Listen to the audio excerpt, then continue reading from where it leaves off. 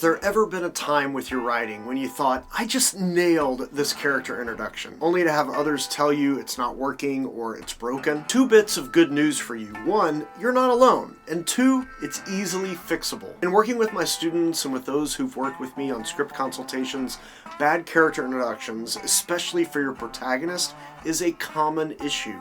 But it's also one you must absolutely fix if you want your script to do anything for you. So I'm going to touch on the common mistakes related to protagonist introductions and a simple checklist you can use to make sure you're doing what you need to do when it comes to introducing your protagonist. Now keep in mind these principles are useful for any character introduction, but your protagonist is the most important character in your script, and you want their first impression to be both memorable and effective.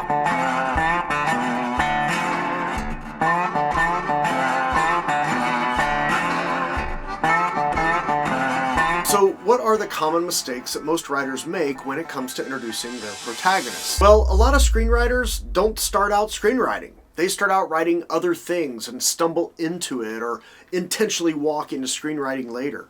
But reading 18th century novels and tons of short stories has wrecked them, especially when it comes to introducing characters. Many new screenwriters start writing about the shape of their ears and the color of their eyes and how many wrinkles are on their face, etched from years of staring into the sun and all the loss and joys of life that come with it, blah, blah, blah, blah. No, a screenplay is not a novel or a short story. You don't know who's playing the role, and if you're describing facial features, you're already done. Your goal is to give an impression, to create an emotional response in the reader. It's not to try and make the reader see exactly what it is that you see. And that's the first mistake, is giving too much of a detailed description of the protagonist. And that gets us to mistake number 2. Because if all you're doing is describing what the character is wearing and their facial features and the type of cowboy hat they're wearing, well, that's non-emotional. And the thing with screenwriting is your goal is to evoke an emotional response in the reader.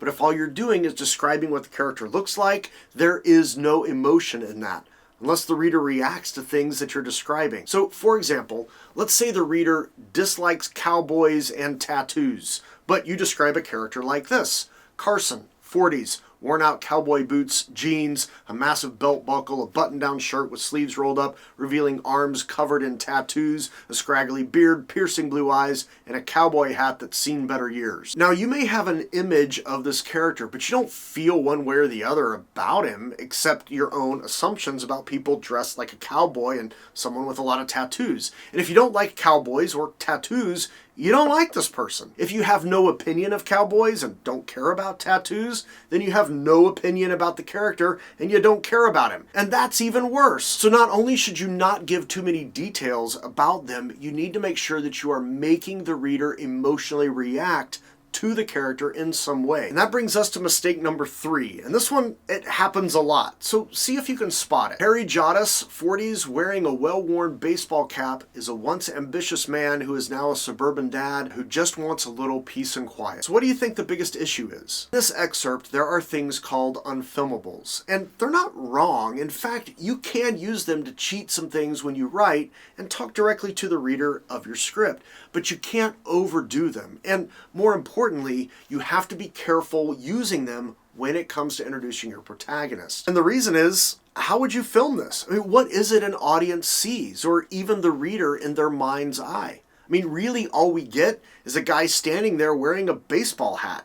That's nothing. And if the elements about him being ambitious once upon a time or wanting the quiet life are important, those need to come out in some visual way. I mean, why can't Harry storm outside agitated with a, "What's all the racket?" I get to know the desire for peace and quiet real quick. So avoid unfilmables when you can. That's number 3. Number 4, well, number 4 happens a lot, especially with other characters and not just the protagonist. And what happens is it makes it hard to tell who we should be paying attention to because there's too much noise in the scene. And by noise, I mean other characters. So in this scene, we can tell that James is the main character. James Klein, 30s, sits on a couch and holds hands with his wife, Claire, 30s, in a housekeeper's uniform. Ella, 50s, black, enters with a birthday cake, sets it on a coffee table in front of James. Marjorie, 60s, sings Happy Birthday with enthusiasm. Senator, 60s, sits in a high-back chair and watches. But we get introduced to 4 other characters all right in a row, and we're going to have trouble tracking who is who because there's nothing really distinguishable about any other character. So the mistake is burying the introduction of your protagonist in the midst of several other character introductions.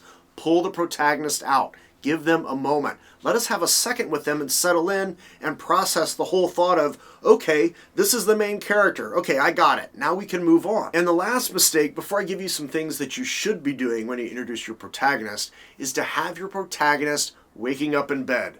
Oh my word. Stop the atrocity. Besides the fact that it's just cliche, having your character wake up when we meet them is the wrong way to go. And I'll get into why as part of fixing your protagonist introductions. But for now, just when it comes to meeting characters who are waking up, just don't. So how do you fix them? Well, first, and this one will seem kind of like a no-brainer, but it happens a lot, is to have a solid name for your main character. I mean, you want something memorable and not bland. And a good rule of thumb is to have a character with one part of their name memorable, so first or last name, and one part unique, first or last name. Or just stick with the unique part. A great example of this is Jack Reacher. Jack is a common name. There's lots of Jacks. Reacher is not. And in the show, most people even call him Reacher. In fact, that's what he prefers. I prefer Reacher. But what you need to do is pull us in emotionally. Give us some way to feel about the character. And it doesn't mean you can't change it later. So imply something where we might think, oh, I shouldn't like this guy, only for us later to realize, oh, I actually like this guy. That's fine. But no feeling or no inclination in any direction is bad. And that's what you have to try to avoid. So before you write anything about your protagonist, imagine how you want the audience to feel about them in their first impression. First impressions matter because that's the starting point. So where do you want the audience to start? And then use words that evoke those emotions to describe your protagonist. So earlier we had this introduction. Carson, 40s, worn out cowboy boots, jeans, massive belt buckle, button-down shirt with sleeves rolled up, revealing arms covered in tattoos, a scraggly beard, piercing blue eyes, and a cowboy hat that's seen better years. But what if we made it this?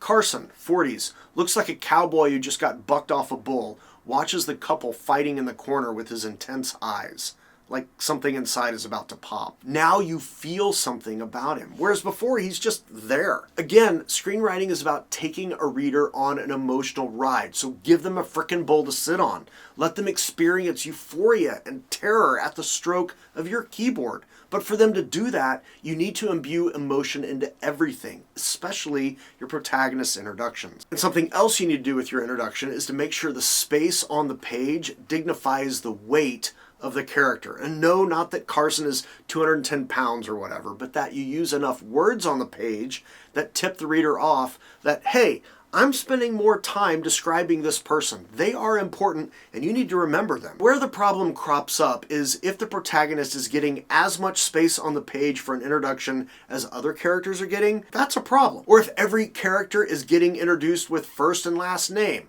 Which of those characters are important? All of them? One of them? None of them? I don't know, because it seems like all of them are. So the space on the page, regardless of what words are there, the amount of space you use should let people know, hey, this is the protagonist. If all of your characters, or several at least, are getting just as much real estate on your page as your protagonist, that's the problem. So 3 things so far, all fairly simple: a memorable name, that we should feel something about them, and space on the page. And then there's one that's critical. Like, literally, you cannot do all the stuff I said don't do, and do the things that I've told you to do, and not do this last one. Because it won't matter if you've gotten everything else right. This one is that important. And I would say 80 to 90% of the scripts I read don't do this. And it's something I help my students with all the time, because the audience needs to quickly get a sense of who the protagonist is, what are they about, what's important to them. And this is done through conflict. Now, it doesn't mean that there is a fight. It means that when we meet your protagonist, they should be after something. Right in the middle, they're in the middle of something. They're going after something. They want something. And their going after it is either interrupted by some conflict or they just flat out have trouble getting what they want and conflict ensues.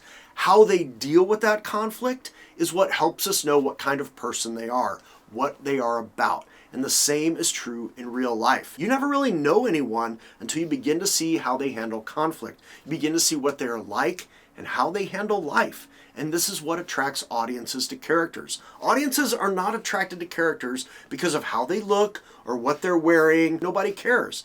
It's why scenes with your protagonist waking up are horrible, because there's no conflict in that moment. They're just getting up, getting ready for the day. That's boring. We learn nothing about them except what they sleep in. So if Carson, sitting there watching a couple fight, sees the man shove the woman, he has some options. He can shout at the man from where he's sitting to get his attention and get him to stop. He can get up and physically intercede, or he could sit there and do nothing and just watch. And how he handles the conflict tells us a lot about Carson, more than his outfit ever will. You must have conflict surrounding the introduction of your main character, and if you aren't sure what types of conflict you have at your disposal, you can watch this, because it will help you get a better understanding of the nature of conflict and the different ways you can use it in your screenplay, especially as it relates to introducing your protagonist.